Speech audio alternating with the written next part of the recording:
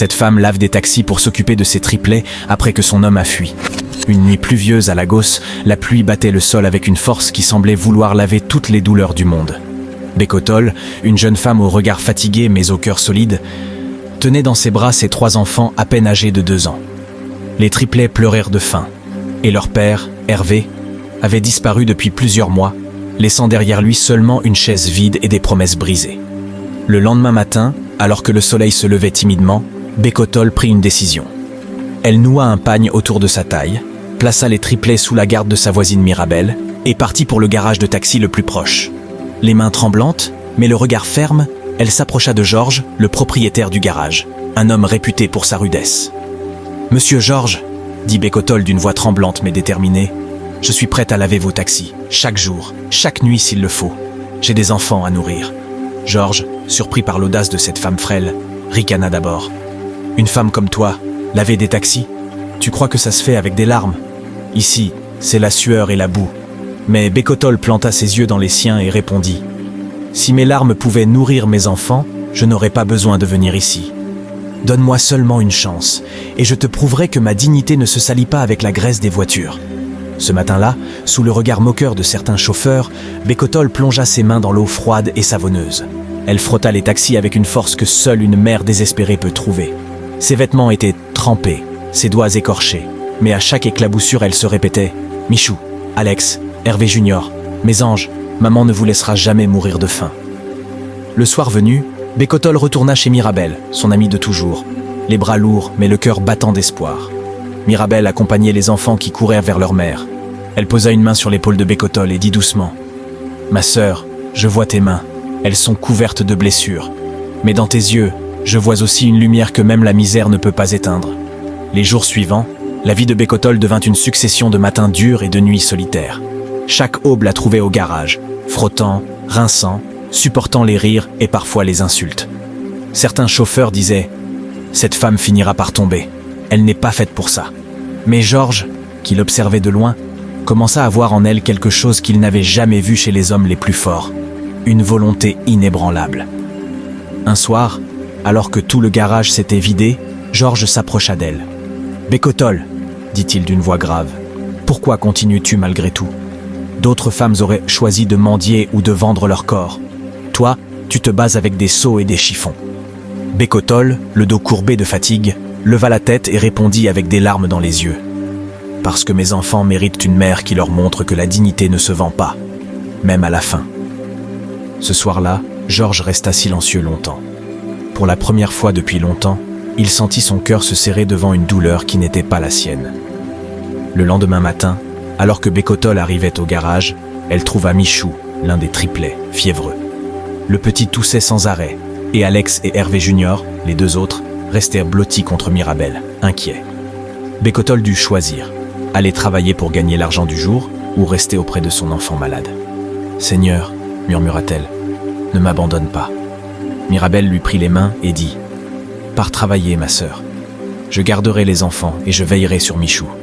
Tu dois tenir, même quand ton cœur te tire ailleurs. » Le cœur déchiré, Bekotol retourna au garage. Mais ce jour-là, ses mains tremblèrent trop. Elle frottait sans force, les yeux remplis de larmes. Georges la remarqua et demanda « Qu'est-ce qui se passe encore ?» Bekotol répondit à voix basse « Mon fils, Michou, il est malade. Mais si je ne lave pas, mes enfants ne mangeront pas ce soir. » Alors pour la première fois, Georges prit le seau d'eau de ses mains et dit « Va voir ton fils. Aujourd'hui, c'est moi qui lave. » Bekotol resta figée, incapable de croire ce qu'elle voyait. Ce matin-là, quand Bekotol rentra précipitamment chez elle, elle trouva Mirabel assise sur une natte, tenant Michou contre sa poitrine. L'enfant avait la peau brûlante, ses petits yeux rougis par la fièvre. Bekotol s'agenouilla et prit son fils dans ses bras. Les triplets, Alex et Hervé, la regardaient avec inquiétude, comme s'ils comprenaient que leur frère luttait. « Mon fils, tiens bon, » murmura Bekotol en caressant le visage de Michou. « Tu es la force de maman. » Mirabel, la voix basse mais ferme, dit « Il faut l'emmener à l'hôpital, Bekotol. Mais tu sais que là-bas, sans argent, ils ne te regarderont même pas. » Le cœur de Bekotol se serra. Elle n'avait que quelques billets chiffonnés gagnés la veille. À l'hôpital public du quartier, on lui annonça « Les médicaments coûtent plus que ça. S'il ne reçoit pas les soins, la nuit prochaine sera longue pour toi. » Bécotol sortit, les jambes tremblantes, serrant son enfant contre sa poitrine. C'est là, devant les portes froides de l'hôpital, qu'elle croisa Georges. Il était venu à moto, son regard dur mais adouci par une inquiétude inhabituelle. « Bécotol, » dit Georges, « je n'ai pas dormi cette nuit. Dis-moi, comment va l'enfant ?» Les larmes de Bécotol coulèrent sans qu'elle puisse les retenir. « Il va mourir si je ne trouve pas l'argent, Georges. Et je n'ai rien, rien d'autre que mes mains usées. » Georges resta silencieux un moment, puis il sortit une liasse de billets de sa poche. « Prends ça, ce n'est pas de la charité, c'est un prêt. Tu me rembourseras un jour, si Dieu te donne la force. Mais aujourd'hui, sauve ton fils. » Bécotol recula d'abord, secouant la tête. « Non, Georges, je ne veux pas que tu penses que je vends ma dignité pour de l'argent. » Georges posa la main sur son épaule. « Ta dignité, Bécotol, tu l'as déjà prouvé. Moi, je veux seulement t'aider à rester debout. » Le lendemain, grâce aux médicaments achetés, Michou retrouva peu à peu des couleurs. Les triplets riaient à nouveau dans la petite maison. Mirabel, qui observait tout en silence, tira Bécotol à part et lui dit « Je vois la manière dont Georges te regarde. Mais prends garde, ma sœur. Le cœur d'un homme peut être trompeur, même lorsqu'il semble généreux. » Bécotol secoua la tête. « Mirabel, je ne cherche pas l'amour. Je veux seulement voir mes enfants grandir. Georges est un homme du garage. Il a ses propres blessures. Je ne veux rien d'autre que ma paix. » Pourtant, les jours passaient, et chaque matin, Georges trouvait un prétexte pour venir parler à Bécotol. Parfois, il lui apportait du savon neuf, parfois un repas chaud pour les enfants. Les chauffeurs se mirent à chuchoter. Le patron a changé. Depuis que cette femme lave ses taxis, il ne crie plus autant. Un soir, après une longue journée, Georges attendit Bécotol. Il lui dit d'une voix hésitante « Tu sais, Bécotol, j'ai vécu toute ma vie pour moi seul.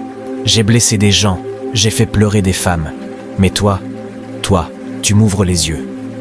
Tu me rappelles ce que c'est d'avoir un cœur. » Bécotol détourna le regard, caressant le front de Michou endormi. « Georges, ne me dis pas des choses que je ne peux pas entendre. Ma vie est déjà trop lourde. Si tu veux m'aider, aide-moi à nourrir mes enfants. Mais ne viens pas troubler ma paix fragile. » Le silence s'installa entre eux, lourd et profond. Un matin, alors que le quartier s'éveillait, une silhouette que Bécotol n'attendait plus réapparut. C'était Hervé, le père des triplets. Sa chemise sale collait à sa peau. Son regard fuyant trahissait une honte mal dissimulée. Il entra brusquement dans la cour et dit « Bécotol, je suis revenu !» Les triplets, trop jeunes pour comprendre, coururent vers lui en criant « Papa, papa !» Mais Bécotol resta figé, le cœur battant comme un tambour. Mirabel, qui étendait du linge, lâcha un souffle amer. « Voilà l'ombre qui revient après avoir laissé la pluie nous noyer. » Hervé s'avança, les mains suppliantes. « Je sais que j'ai mal agi, mais je veux reprendre ma place. Je veux être avec mes enfants. » Bécotol serra ses poings. Elle se souvenait des nuits de larmes, des ventres vides, du mépris qu'il avait laissé derrière lui. Et au loin, Georges, témoin silencieux, observait la scène, son regard brûlant de questions. Ce matin-là, l'air était lourd, comme si le ciel lui-même retenait sa respiration devant la scène. Les triplets s'accrochaient aux jambes d'Hervé, répétant son nom avec une innocence qui déchirait l'âme de Bécotol. Elle le regarda droit dans les yeux, et sa voix trembla, non pas de peur, mais d'une colère contenue depuis trop longtemps. « Hervé, où étais-tu quand Michou a failli mourir de fièvre? Où étais-tu quand je lavais des taxis avec mes mains saignantes pour qu'Alex et Hervé Junior puissent manger? Où étais-tu quand mes larmes mouillaient l'oreiller chaque nuit ?» Hervé baissa la tête, incapable de soutenir son regard. « Bécotol, je sais que j'ai fui comme un lâche. Mais la misère m'a écrasé. Je n'étais pas assez fort. Je pensais trouver de l'argent ailleurs, mais j'ai échoué. Je suis revenu parce que sans toi, sans mes enfants, je ne suis rien. » Mirabel, qui observait depuis un coin de la cour, éclata. « Rien? Tu viens aujourd'hui parce que tu n'as rien trouvé dehors? Tu veux reprendre une place que tu as abandonnée? Une femme ne doit pas être l'abri provisoire de l'homme qui fuit. » Les paroles résonnèrent comme un coup de tonnerre. Bécotol resta silencieuse quelques instants, puis elle prit ses enfants dans ses bras, les éloignant doucement d'Hervé. « Mes enfants ne sont pas des jouets que tu reprends quand tu veux. Tu as fui, Hervé. Tu as choisi l'absence. Moi, j'ai choisi la dignité. » Hervé tomba à genoux, frappant le sol de ses poings. « Pardonne-moi, Bécotol. Je t'en supplie. Donne-moi une chance de réparer mes fautes. » C'est à ce moment-là que Georges s'approcha. Son pas était lourd, son visage fermé. Il posa un regard glacé sur Hervé. « Tu reviens aujourd'hui, Après avoir laissé cette femme se battre seule? Tu viens réclamer ce que tu as abandonné? Hervé se redressa, la voix tremblante mais teintée d'orgueil blessé. Qui es-tu, toi, pour t'interposer entre moi et ma famille? Georges répondit, chaque mot comme un couteau. Je suis l'homme qui a vu ta femme laver mes taxis sous la pluie. Je suis l'homme qui a payé les médicaments de ton fils quand tu n'étais pas là. Je suis l'homme qui a vu sa dignité briller plus fort que toutes tes lâchetés réunies. Voilà qui je suis. Un silence épais s'abattit. Les chauffeurs, les voisins, les enfants qui jouèrent dans la cour, tous s'arrêtèrent pour écouter. Le regard d'Hervé se durcit. Alors tu veux prendre ma place? Georges ne détourna pas les yeux. Ta place, tu l'as abandonnée. Moi, je ne prends rien. Je respecte seulement ce que tu as détruit. Bécotol, les larmes roulant sur ses joues, cria d'une voix tremblante mais puissante. Arrêtez. Ni l'un ni l'autre ne comprenait ma douleur. Je n'ai pas besoin qu'on se batte pour moi comme si j'étais un trophée. Ce que je veux, c'est une vie où mes enfants peuvent rire sans craindre la faim. Une vie où je peux dormir sans trembler. Les triplets, confus, se mirent à pleurer. Bécotol les serra contre son cœur, leur chuchotant. Mes trésors, vous êtes ma force. Mirabel s'approcha et prit la parole, ses yeux brillants de vérité. Bécotol, ma sœur, le choix est à toi. Ni les voisins, ni les hommes, ni même moi ne pouvons parler à ta place. C'est toi qui portes la douleur, c'est toi qui dois décider quel chemin sera le tien. Le lendemain matin, le quartier tout entier attendait la décision de Bécotol. Certains murmuraient qu'elle devait pardonner à Hervé pour les enfants. D'autres disaient qu'elle avait trouvé en Georges un homme qui la respectait. Mais ce matin-là, quand elle sortit de sa maison, Bécotol avait un regard différent. Ses pas étaient lents mais sûrs, et sa voix, quand elle parla, fit taire toute la cour. J'ai compris que ma vie ne peut plus dépendre du retour ou du départ d'un homme. Hervé, tu es le père de mes enfants, mais tu n'es plus mon refuge. Georges, je te remercie pour ton aide, mais mon cœur ne se rachète pas avec des billets ni avec des promesses. À partir d'aujourd'hui, ma vie appartient à mes enfants et à moi seul. Un vent frais traversa la cour, comme si le ciel bénissait sa décision. Hervé s'écroula, frappé par la vérité de ses paroles. Georges, lui, baissa les yeux, respectant le choix qu'il savait juste. Ce soir-là, Mirabel serra Bécotol dans ses bras. « Ma sœur, tu es devenue un exemple pour toutes les femmes de ce quartier. Que Dieu te donne la force de tenir cette route. » Et dans la petite maison, les triplets riaient, inconscients de la tempête que leur mère venait de traverser pour eux. Les semaines suivantes, la vie de Bécotol prit un nouveau rythme. Chaque matin, bien avant que le soleil ne perce les nuages gris de Lagos, on pouvait déjà entendre le bruit de ses sauts s'entrechoquant dans la cour. Elle attachait son pagne avec détermination, déposait un baiser sur le front de ses triplets endormis, puis sortait rejoindre le garage de taxi. Les chauffeurs, qui autrefois riaient en la voyant agenouillée dans la boue, la regardaient désormais avec respect. L'un d'eux, un vieil homme du nom de Paojo, dit un matin « Cette femme-là a plus de courage que 10 hommes réunis. Ses mains sont couvertes de blessures, mais son dos ne s'est jamais courbé. » Georges, de son côté, se faisait plus discret. Après les paroles de Bécotol, il comprit que son rôle n'était pas de conquérir son cœur, mais de l'accompagner dans le silence. Chaque fois qu'il voyait ses enfants courir autour du garage en riant, il ressentait une chaleur étrange au fond de lui, mais il ne disait plus rien. Un soir, alors que Bécotol s'apprêtait à rentrer, Georges l'arrêta doucement. « Bécotol, prends ce sac de riz. Ce n'est pas pour toi, c'est pour tes enfants. Ne refuse pas, s'il te plaît. » Elle le regarda longuement, puis accepta avec un sourire timide. « Merci, Georges.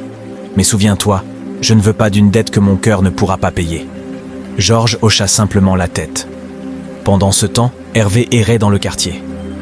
On le voyait parfois assis dans les coins sombres, les yeux perdus, le visage marqué par la honte. Plusieurs fois, il tenta de parler à Bécotol, mais elle lui répondit toujours avec calme. « Tu as un rôle à jouer dans la vie de tes enfants, Hervé. Mais dans la mienne, le chapitre est clos. » Un matin, Alex, l'un des triplets, demanda innocemment « Maman, pourquoi papa ne dort plus à la maison ?» Bécotol s'agenouilla et le prit dans ses bras. « Parce que papa et maman ont pris des chemins différents, mon fils. Mais papa t'aime, et maman aussi. Et tant que tu as cet amour, tu ne manqueras jamais de chaleur. » Ces paroles percèrent le cœur d'Hervé, qui, caché derrière la porte, écoutait. Des larmes coulèrent sur ses joues, mais il n'osa pas entrer. Le lendemain, une nouvelle épreuve frappa Bécotol. Le propriétaire de la maison où elle vivait vint frapper à sa porte. « Bécotol, ton loyer est en retard depuis 2 mois. Si d'ici 3 jours tu ne me payes pas, je jetterai tes affaires dehors. » La nuit qui suivit fut lourde. Les enfants dormaient, mais Bécotol et Mirabel restaient assises, les yeux ouverts dans l'obscurité. Mirabel prit la main de son amie et dit « Ma sœur, Dieu ne t'a jamais abandonnée. Tu as lavé des voitures, tu as affronté l'humiliation, tu as nourri tes enfants avec presque rien. Il fera encore un chemin là où tu ne vois que des murs. » Le lendemain matin, Bécotol se présenta au garage plus tôt que d'habitude. Elle demanda à Georges « Donne-moi plus de travail, je laverai 2 fois plus de taxis. Je dois sauver mon toit. » Georges, touché, la regarda longuement avant de répondre. « Bécotol, ton courage est une leçon pour nous tous. Mais cette fois, ce n'est pas avec tes mains que tu vas résoudre ce problème. Viens avec moi ce soir. » Ce soir-là, Georges l'emmena dans une grande maison en périphérie de la ville. Là, un homme en costume, Bodigo Senior, un ancien ami d'affaires de Georges, l'attendait. Georges présenta Bécotol et raconta son histoire, sans rien cacher. L'homme resta silencieux un moment puis dit « Madame, votre force mérite mieux que la misère. Je possède une société de nettoyage automobile. Si vous acceptez, je vous donnerai un poste. Vous ne laverez plus seulement des taxis, mais vous gérerez une équipe de femmes comme vous, qui veulent se battre dignement. » Les larmes montèrent aux yeux de Bécotol. Elle serra les mains de Mirabel dans les siennes et chuchota « Seigneur, est-ce le début d'une lumière pour mes enfants ?» Cette nuit-là, Bécotol se mit à genoux dans sa petite chambre, ses triplets endormis auprès d'elle. Ses mains jointes tremblaient, mais sa voix était ferme. « Merci, Seigneur, pour chaque goutte de sueur, chaque humiliation, chaque nuit de peur. Elles m'ont conduite jusqu'ici, mais donne-moi encore la force, car le chemin ne fait que commencer. » Aujourd'hui, la vie de Bécotol commença à prendre une tournure que ni elle ni Mirabel n'avaient osé imaginer. Au lieu de se rendre au garage de Georges avec ses seaux usés et ses chiffons rêches, elle se leva avant l'aube pour préparer ses triplets, leur donna un repas chaud grâce au sac de riz qu'elle avait soigneusement gardé, puis se rendit à la société de nettoyage automobile où Bodigo Senior l'attendait. Le premier matin, Bécotol portait encore son vieux pagne, son foulard usé et des sandales à moitié décollées. Mais dès qu'elle franchit les grilles de l'entreprise, les regards se posèrent sur elle. Des femmes comme elle, fatiguées, marquées par la vie, attendaient un travail. Bodigo Senior l'accueillit avec un sourire ferme. « Bécotol, je ne t'ai pas appelé pour laver seul. J'ai besoin d'une responsable. Tu as déjà prouvé que tu peux te battre pour survivre. Prouve maintenant que tu peux guider d'autres femmes. » Bécotol, surprise, secoua la tête. « Moi? Mais je ne sais rien diriger. Je ne suis qu'une femme qui frotte des taxis pour nourrir ses enfants. » Bodigo Senior la fixe dans les yeux. « Non. Tu es une femme qui a tenu debout quand tout l'univers voulait qu'elle tombe. Tu es une leader, même si tu ne le sais pas encore. » Ce matin-là, Bécotol prit la parole devant une dizaine de femmes venues chercher du travail. Sa voix tremblait, mais ses mots étaient sincères. « Je m'appelle Bécotol. Comme vous, j'ai eu faim. Comme vous, j'ai pleuré dans le noir. Mais aujourd'hui, si nous travaillons ensemble, nous pourrons offrir à nos enfants non pas des larmes, mais des sourires. Je ne vous promets pas la richesse, je vous promets la dignité. » Les femmes applaudirent doucement, certaines avec des larmes dans les yeux. Les jours suivants, Bécotol se transforma. Chaque matin, elle encadrait les équipes, distribuait les tâches, surveillait la qualité du travail. Ses mains ne portaient plus seules le poids des seaux. D'autres mains, inspirées par sa force, se joignaient aux siennes. Mirabel, fière, lui dit un soir en voyant les triplets manger à leur faim « Ma sœur, regarde comment Dieu change les histoires. La même femme qu'on insultait hier au garage est celle qu'on respecte aujourd'hui. Pourtant, la route n'était pas sans épines. Un après-midi, alors qu'elle rentrait du travail, elle trouva Hervé assis devant sa porte, le visage défait. Il se leva aussitôt en la voyant. « Bécotol, écoute-moi. Je sais que tu as trouvé ta voie. Je sais que tu n'as plus besoin de moi. Mais je veux au moins être un père pour mes enfants. Laisse-moi leur donner quelque chose. Laisse-moi réparer, même un peu. » Bécotol le regarda longtemps. Ses yeux n'avaient plus la colère brûlante d'autrefois, mais une froideur résolue. « Hervé, je ne te fermerai jamais la porte pour les enfants. Mais ma porte, à moi, tu l'as brisée de tes propres mains. Si tu veux être père, sois-le. Mais n'attends pas que je t'appelle Marie. » Ces paroles furent comme une gifle silencieuse. Hervé hocha la tête, les larmes aux yeux, et s'éloigna dans la nuit. Le lendemain, Georges passa au nouveau lieu de travail de Bécotol. Il l'observa de loin, donnant des instructions aux autres femmes. Son foulard solidement noué, son visage marqué par la fatigue mais illuminé par une nouvelle fierté. Quand leurs regards se croisèrent, il dit seulement « Tu n'as plus besoin de moi, Bécotol, et c'est la plus belle victoire que tu pouvais obtenir. » Elle sourit doucement. « J'aurai toujours besoin d'un frère, d'un ami, mais pour le reste, j'ai déjà choisi mon chemin. » Ce soir-là, dans sa petite maison, alors que les triplets jouaient autour d'elle, Bécotol sentit une paix qu'elle n'avait jamais connue. Elle posa ses mains sur leurs petites têtes et murmura « Mes enfants, vous avez changé ma vie. Vous êtes ma richesse, mon espoir, ma victoire. » Et pour la première fois depuis longtemps, elle s'endormit sans craindre le lendemain. Les mois passèrent, et l'histoire de Bécotol, la laveuse de taxi devenue chef d'équipe dans une société de nettoyage, commença à se répandre dans tout le quartier, puis au-delà. Les gens qui jadis riaient d'elle dans la boue se mirent à prononcer son nom avec respect. On disait dans les rues « Tu connais cette femme, celle qui frottait des taxis à main nue ?» Aujourd'hui, elle dirige des dizaines de femmes. Un matin, un journaliste local vint même frapper à sa porte. Intrigué par son parcours, il filma son quotidien et diffusa son témoignage à la télévision. Bécotol parlait avec une humilité bouleversante. « Je ne suis pas une héroïne.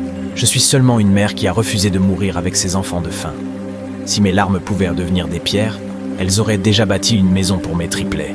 Mais aujourd'hui, ce sont mes mains et ma foi qui bâtissent leur avenir. » Cette diffusion fit de Bécotol une source d'inspiration pour de nombreuses femmes du pays. Elle fut invitée dans des associations où on lui demanda de parler de son courage, de sa dignité, de sa lutte. Elle ne manquait jamais de citer Mirabel, son ami fidèle, et Georges, celui qui l'avait soutenu sans jamais lui voler sa lumière. Pendant ce temps, la vie d'Hervé sombrait. L'homme qui avait fui sa famille croyait trouver une seconde chance dans les affaires douteuses qu'il avait entamées après son retour. Mais ses partenaires le trahirent. Un soir, on le trouva seul, ivre, au bord de la route, ses poches vides et son regard perdu. Ses anciens amis l'abandonnèrent, et même les voisins qu'il avait autrefois respectés le regardaient avec mépris. « Voilà le père qui a fui ses enfants, » disait-il. « Quand la pluie tombe, il n'a pas de toit. Quand le soleil brûle, il n'a pas d'ombre. » Hervé tenta plusieurs fois de revenir vers Bécotol, mais à chaque fois, il trouvait la porte fermée, non pas par haine, mais par une vérité trop lourde. Il avait laissé passer sa chance. Un soir, alors que Bécotol était invitée à une cérémonie locale où elle recevait une reconnaissance pour son courage, ses triplets, vêtus de beaux habits offerts par Mirabel, couraient autour d'elle, remplissant la salle de leurs rires. Quand son nom fut prononcé et qu'on lui remit une plaque honorifique, elle leva les yeux au ciel, les larmes aux joues. « Seigneur, je ne suis rien sans toi. Mais regarde, mes enfants rient aujourd'hui. Regarde, mes mains autrefois couvertes de boue portent maintenant un témoignage. À toi soit la gloire. » La salle entière éclata en applaudissements. Georges, assis discrètement au fond, ne put retenir un sourire. Mirabel, fière, serra ses mains en chuchotant. « Tu as écrit une nouvelle histoire pour toutes les femmes de ce quartier. » Dehors, dans l'ombre de la foule, Hervé observait de loin. Ses yeux étaient rougis, ses vêtements en lambeaux. Il vit ses enfants rire, il vit leur mère resplendir. Et pour la première fois, il comprit vraiment la gravité de sa faute. Mais il était trop tard. Son nom n'était plus associé qu'à l'abandon et au regret. Cette nuit-là, Bécotol rentra chez elle entourée de ses triplets. Les enfants couraient dans la cour en criant « Maman, maman, tu es la plus forte !» Elle les embrassa un à un, les serrant contre son cœur. Puis elle leva les yeux vers le ciel étoilé et murmura « Oui, je suis forte, mais seulement parce que l'amour m'a tenue debout. » Et dans ce petit foyer rempli de rires et de lumière, on pouvait sentir que le futur appartenait désormais à Bécotol et à ses enfants. Quant à Hervé, il disparut peu à peu des rues, englouti par sa propre misère, tandis que l'histoire de Bécotol, la laveuse de taxi devenue exemple de dignité, continua à inspirer des milliers d'âmes.